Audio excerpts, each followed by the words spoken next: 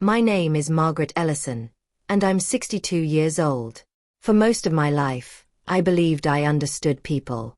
I believed in giving them the benefit of the doubt, trusting until given a reason not to.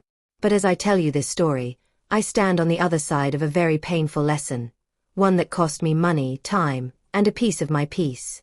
It also gave me something priceless: clarity.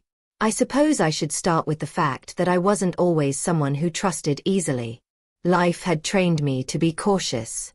But in my later years, I softened.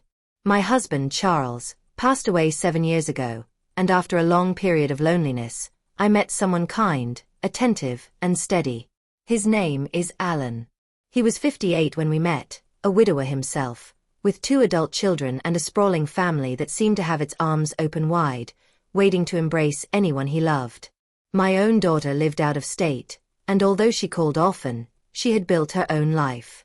So when Alan introduced me to his family, his warm, smiling sisters, his polite, soft-spoken son, and his seemingly gracious daughter-in-law, I felt something like belonging. I didn't realize how rare that feeling had become until it was offered to me again. During the months that followed, I became part of their rhythms. Sunday dinners, impromptu visits, shared recipes, holiday gatherings filled with old stories and new laughter. I let myself believe I was safe among them. There was one thing, though, one sentence my own mother had told me years ago. She said, "Margaret, always trust your in-laws. But trust them with boundaries." At the time, I brushed it off. I was in my 20s, convinced I knew everything. Now, decades later, her words would echo louder than ever. Because when I married Alan, joining finances seemed natural. We weren't wealthy, but we were comfortable. We opened a small joint account for shared expenses, house maintenance, groceries, occasional travel. The account wasn't meant for anyone else's hands, anyone else's business, or anyone else's plans. But families have a way of slipping themselves into places where they don't belong, especially when the doors are cracked open. And I, softened by affection, lulled by acceptance, left that door wide open. I should have paid more attention to the little things. The way Alan's daughter-in-law, Jenna, always asked curiously about how we handled money. The way his son, Mark, once glanced at our bank app on Alan's phone and joked, "Don't worry, Dad, if you ever misplace a few dollars, I'll borrow them for safekeeping." These were meant as jokes, I told myself. Families tease. Families pry a little. Families mean well. But then came the day when Alan mentioned that his daughter-in-law was starting a small business and struggling with temporary cash flow issues. He didn't ask me for anything, just mentioned it in passing. Still, something tightened in my stomach. I brushed it aside. I wanted to be supportive. I wanted to prove I belonged. My mother's warning whispered again, but I ignored it. Then came the morning that changed everything. A cold Tuesday in March. The sunlight was weak, barely warming the kitchen tiles. I opened our banking app the way I always did, just checking balances before heading out to volunteer at the senior center. That's when I saw it. $15,000. Missing. I sat there, the phone in my hand, my pulse rising, my breath tightening. And even before I knew the full truth, even before the web unraveled, a cold certainty washed over me. This wasn't a mistake. Someone I trusted had taken it. And the moment I realized that, the first thread of my old self, cautious, analytical, fierce, began stitching itself back together. What I didn't know was just how deep the betrayal went. And how quietly, methodically, I would expose it. I stared at the transaction details on my phone, reading the line over and over again as if repetition would somehow make it untrue. It was labeled simply as external transfer. No note. No recipient name. No hint of legitimacy. $15,000 gone, just like that, as though it had vanished into thin air. My mind raced. Alan hadn't mentioned moving any money. I certainly didn't. And the number was too deliberate, too round, too purposeful to be an accident. $15,000 wasn't the kind of sum that wandered out of a bank account on its own. When Alan walked into the kitchen, humming softly and flipping the newspaper under his arm, I felt an unexpected wave of anger rise in my chest. Not because I believed he had done it, but because I knew, deep down, that the truth would involve someone he trusted. Someone close. Someone who would force me to stand on the opposite side of his loyalty. "Alan," I said quietly, "did you move any money from our joint account?" He stopped mid-motion. His brow furrowed. "Move money? No, of course not. Why?" I handed him my phone. He squinted at the screen for a long moment, then looked up, bewildered. "What on earth?" His confusion was genuine. But confusion didn't solve the problem. And confusion didn't put $15,000 back. I pressed him gently. "Has anyone asked you for help recently? Anyone who might have needed money fast?" He hesitated. A small hesitation. Perhaps half a second. But enough. "Jenna's business has been tight lately," he admitted. "She mentioned maybe needing a short-term loan. But she never asked for anything specific." I felt it, a slow, sickening drop inside my chest. "Alan, did she ever have access to your phone? Or your banking login?" He looked offended at first, then thoughtful. "Well, she helped me set up that budgeting app last month. I couldn't figure out the verification code, so I just handed her my phone for a moment." A moment. People underestimate what a moment can do. I kept my voice calm. Too calm. "Alan, do you think she might have seen your password?" His face drained of color. But shock is a paralyzing thing. It freezes us, stops us from acting, keeps us suspended between disbelief and dread. I knew I couldn't let that freeze take hold. "I'll call the bank," I said. "Right now." Alan nodded slowly. He looked as though someone had punched the air out of him. The bank representative was polite but firm. The transfer had been authenticated using Alan's login. From their perspective, it wasn't fraud, it was authorized. Authorized. The word felt like a slap. My hands trembled, but my voice remained steady. "Can you tell me where the money was transferred?" "I'm sorry," the representative replied. "The account information on the receiving end is shielded. We can only release it with a police report." A police report. That was when everything shifted. Because while I didn't want to believe Jenna had done this, there was a clarity forming in my mind like ice crystallizing. Someone stole from us. Someone who knew us. Someone who sat at our table, ate our food, laughed with us, insisted on calling me Mom. And as that truth settled in, I realized something else. This wasn't just about money. It was about character. It was about entitlement. It was about arrogance, the kind that assumes older people don't pay attention, don't notice details, don't protect themselves. But they were wrong about me. They had no idea who I used to be. Before life softened me, I was sharp, disciplined, professional. I spent 20 years auditing financial discrepancies for corporate clients. They chose the wrong woman to steal from. And I chose that moment, still staring at the empty space where $15,000 used to be, to get my old self back. But confronting a theft isn't as simple as accusing someone. Families fracture when truth enters the room. And before I went to war, I needed facts. Hard, undeniable, documented facts. Which meant I needed to investigate quietly. Because if Jenna did this, she would hide it. And if she hid it, she would lie.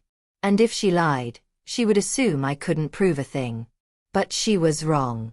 Very wrong. Before I could move forward, I needed to understand the people involved.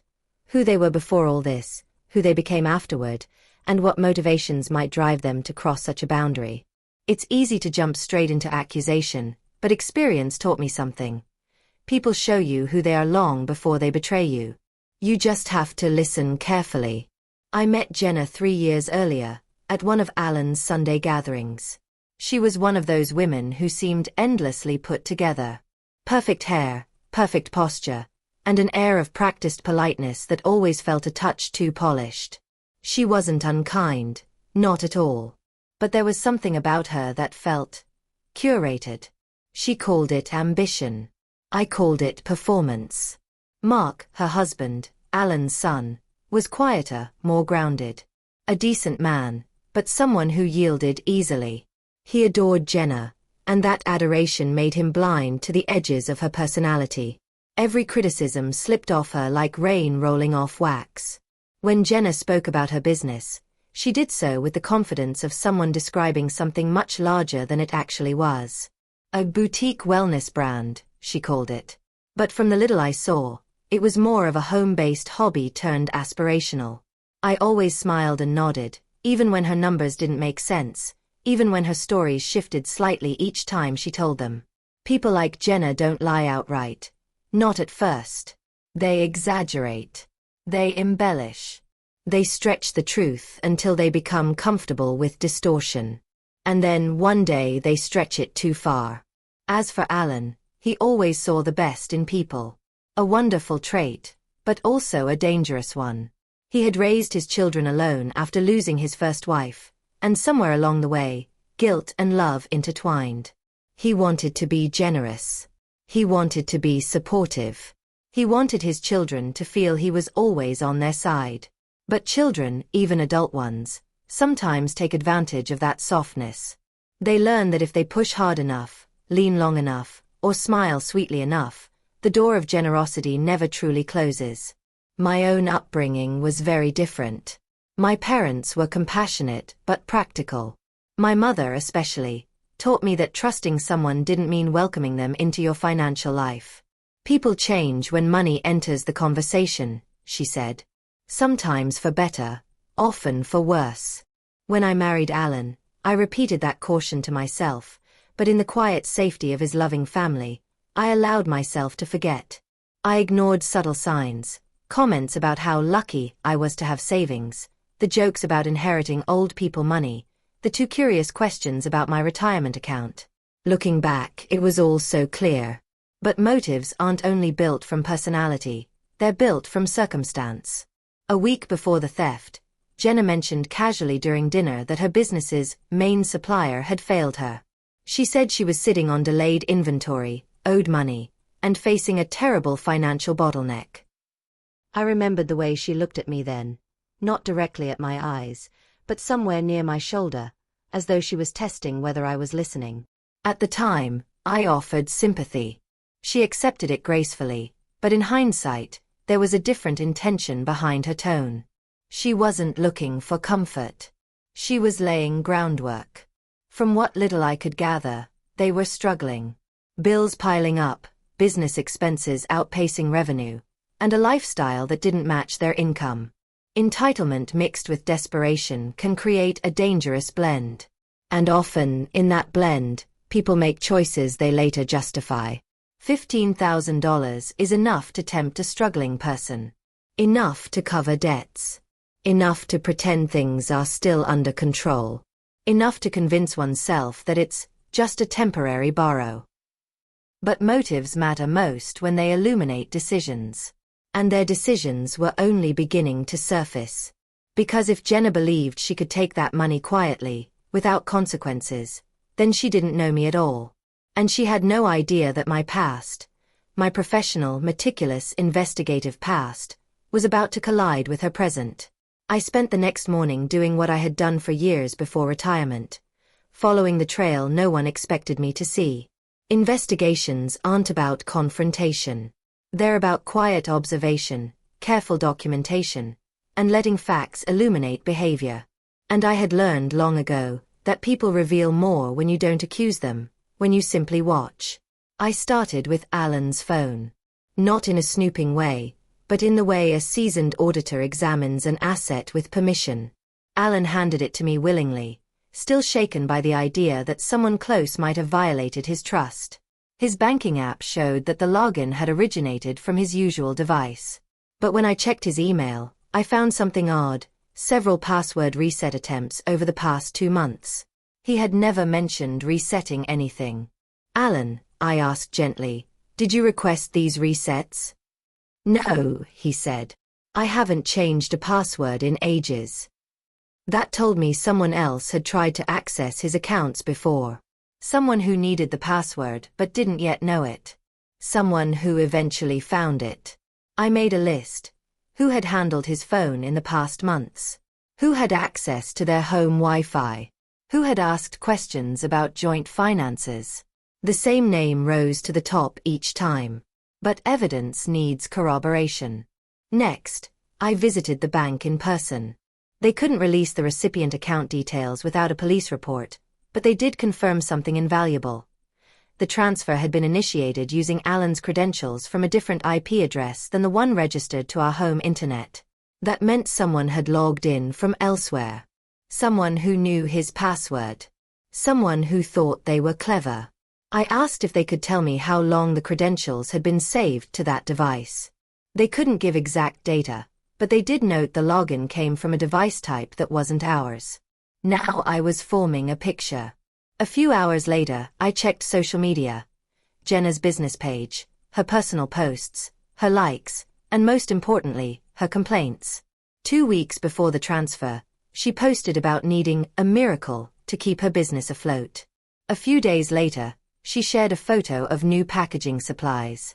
3 days after that, she mentioned things turning around.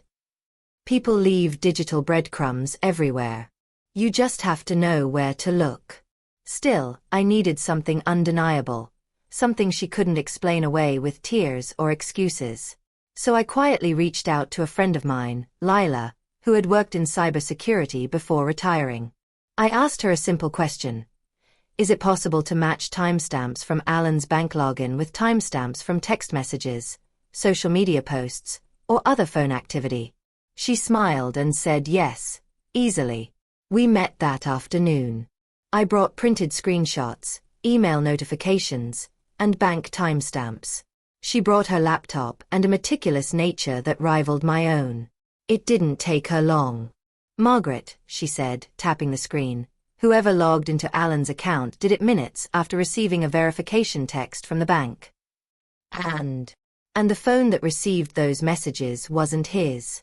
The verification logs indicate they were forwarded. Forwarded to where? She kept typing. Here. To a number ending in 7749. My stomach tightened. I knew that number. I had it saved in my contacts. Jenna. But even this wasn't the moment for confrontation.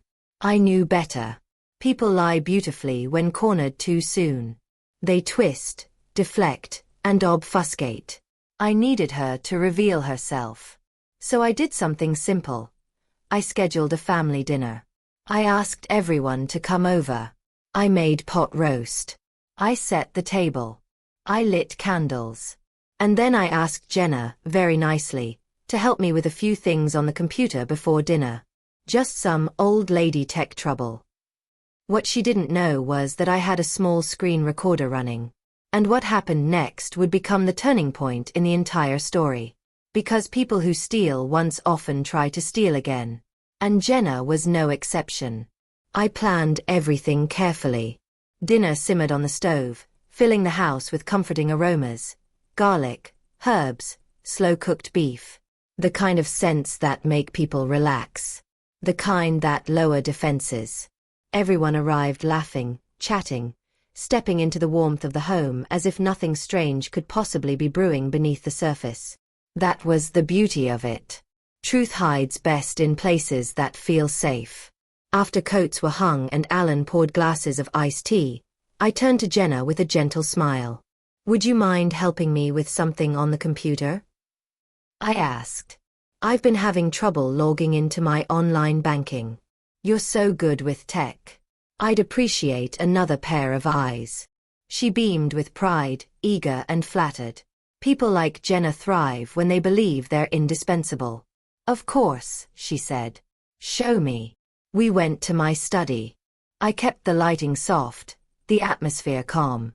My computer sat open, screen recorder quietly running in the background. Nothing flashy, nothing noticeable. I navigated to a fake login page I had created. A simple, harmless replica that didn't connect to anything. It was the sort of page that would allow me to see her behavior without putting real credentials at risk. I can't get this to load properly, I said. It keeps rejecting my password. She leaned forward, frowning, tapping buttons, pretending to diagnose the issue. Her eyes narrowed in that way I had seen before, focused, calculating. Then she said something revealing. Do you use the same password you use for the joint account? I froze. My heart didn't. It pounded. She blinked, realizing her slip. I just mean, you know, people your age usually reuse passwords. Maybe that's the issue. People your age. I kept my expression neutral. No, this is a different one. She clicked a few more times, then said, maybe the autofill isn't working. Let me try checking your saved passwords. Sometimes they glitch. That was it. The behavior. The instinct. The entitlement. The familiarity with accessing someone else's banking credentials. She began opening my system settings, without asking. And that was all the confirmation I needed. But she wasn't finished. While she clicked through the menus, a small notification popped up on her phone. I wouldn't have noticed if she hadn't glanced down quickly, pressing the screen against her thigh to hide it. But I caught enough of the preview to see a familiar name. Transfer confirmed. She pressed the phone tighter, her jaw tensing. That's when she made her final mistake. While pretending to help me, she toggled between windows and opened a browser tab. Her saved logins appeared. The list was long. Too long. And among them, bank credentials for an account that wasn't hers. I recognized the masked characters. I had seen them at the bank earlier that week. It was Alan's account. She noticed her error immediately and clicked away, forcing a tight smile. There, she said. Nothing wrong with your computer. Probably just a temporary glitch. I nodded calmly. Thank you. She walked back to the dining room, unaware that she had just handed me everything I needed. Her habits, her access patterns, her comfort level, her carelessness, and the digital trail she thought she had erased. Dinner proceeded as usual. Laughter. Conversation. Jenna complimenting my cooking as though nothing were amiss. But beneath the surface, a different atmosphere formed. Something heavy. Something inevitable. Later that night, after everyone left, I sat at my desk with my notes, screenshots, time logs, text backups, and the screen recording. The evidence was undeniable. She had transferred the money. She had accessed Alan's account more than once. She had saved his banking credentials to her device. She had attempted to access my accounts as well. There was no room for interpretation. No wiggle room for excuses. This wasn't borrowing. This wasn't a misunderstanding. This was theft. And now that I had the truth, the next step would be the hardest. Not gathering more proof. Not preparing documentation. Not contacting the authorities. But looking Alan in the eye and telling him what his daughter-in-law had done. Because betrayal hurts. But watching someone you love confront betrayal, that is another pain entirely. And the confrontation would not end with Alan. It would end with her. Face to face. Documented. Unshakable. With the truth laid bare. I waited 2 days before arranging the confrontation. Not out of hesitation, but precision. I spent those days organizing the evidence into a clear, chronological narrative. Screenshots, timestamps, logs, and the screen recording. Every detail was prepared meticulously. When the day arrived, I asked Alan to sit with me on the living room sofa. The house was quiet, afternoon light stretching across the carpet in long golden lines. I placed the folder of documents gently on the coffee table. Alan, I said softly, I need you to listen with an open mind. What I'm about to show you is difficult.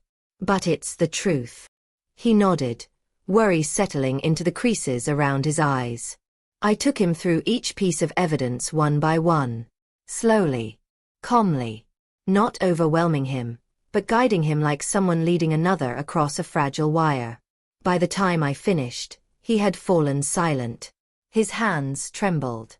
A man of quiet dignity, unraveling not in anger but in sorrow. He whispered.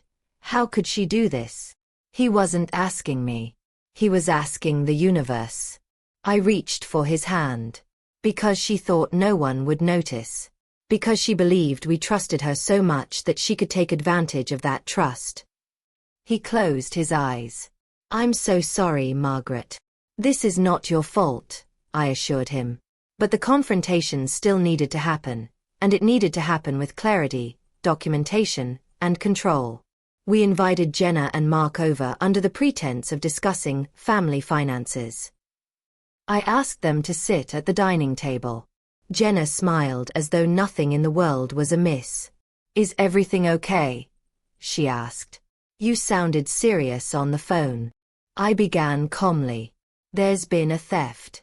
$15,000 moved from our joint account without authorization. Her expression stayed neutral. Too neutral. Oh my goodness. That's awful. Did the bank give you any clues? They did, I said. And so did you. She blinked hard. The first crack. I opened my folder. Slowly. Deliberately. I placed the first page in front of her.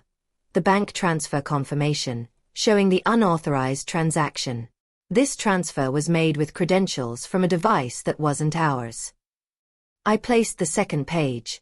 Logs showing forwarded verification messages. These messages were forwarded to your number. Her breath caught. I placed the third item. Screenshots of her saved logins. You saved Alan's banking credentials to your device. Her hands began to shake. And finally, I placed the USB drive containing the screen recording. This, I said, is a video of you attempting to access my accounts just 2 nights ago. The room fell into a thick silence. Even Mark looked stunned, turning toward her with a confused, pained expression. Jenna, he whispered. What did you do? Her composure cracked like thin ice. I didn't. This isn't what it looks like. I was just...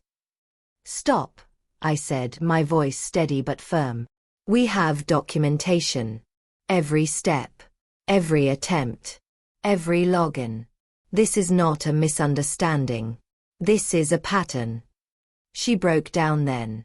Not in guilt, but in panic. I just needed to borrow it, she cried. I was going to pay it back. The business was failing. We were drowning. I thought, you both have so much. No, I said gently. We have exactly what we've earned. And we trusted you. Alan's voice was barely audible. You stole from your own family. She looked at him, eyes wide, searching for sympathy. But his expression held only heartbreak. Margaret and I will be filing a police report, I said calmly. Unless the money is returned immediately. She gasped. A police report? You would ruin our lives over a loan. No, I replied. You ruined your own life the moment you crossed that line. Mark stood slowly. Jenna, give back the money. Now. But she didn't answer. Instead, she folded into herself, realizing the walls were closing in. And that was precisely where the confrontation ended. Not with shouting, not with anger, but with truth laid out plainly, unavoidably, irrevocably. The consequences would come next. The fallout began the moment Jenna walked out of our house, her face streaked with tears and her confidence shattered. But the consequences weren't about humiliating her. They were about accountability, restoration, and the slow, deliberate return to honesty. 2 days after the confrontation, Mark arrived alone on our doorstep. He looked exhausted, eyes sunken, shoulders heavy, the weight of realization pressing down on him. Dad, Margaret, he said softly. I'm so sorry. I had no idea any of this was happening. He explained everything. How Jenna had kept their finances hidden from him. How she insisted the business was thriving even as debts mounted. How she dismissed any concerns with charm and authority. And how, when confronted with the truth, she finally admitted she had taken the money. She said she felt desperate, he murmured. But desperation doesn't excuse theft. And certainly not from family. He handed us a cashier's check for the full $15,000. The funds, he explained, had come from selling their car and withdrawing from a small savings account they had left untouched. I accepted the check quietly. "Thank you, Mark. This isn't about punishing you. I know you weren't involved." He nodded, grateful but broken. But even with the money returned, the legal steps remained necessary. I had made that clear from the beginning. So I filed a formal report, not to send Jenna to prison, but to establish documentation, protect our future finances, and ensure she could not access or manipulate anything further. The police handled it professionally.